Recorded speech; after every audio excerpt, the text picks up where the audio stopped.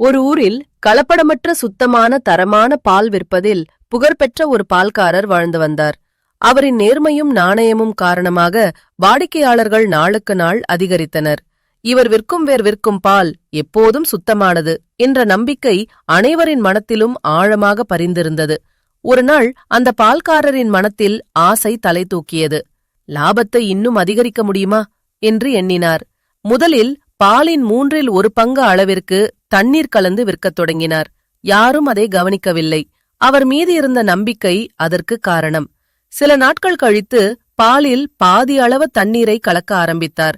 அப்போதும் வாடிக்கையாளர்கள் சந்தேகிக்கவில்லை. லாபம் இரட்டிப்பானது. பால்காரர் அளவில்லா மகிழ்ச்சியில் திளைத்தார். ஒருநாள் சந்தையில் பாலை விற்றுவிட்டு பணத்துடன் வீடு திரும்பும் வழியில் களைப்பால் ஒரு மரத்தடியில் அமர்ந்து ஓய்வெடுத்தார். அச்சமயம் திடீரென ஒரு குரங்கு வந்து அவரின் பணப்பையை எடுத்துக்கொண்டு ஓடியது.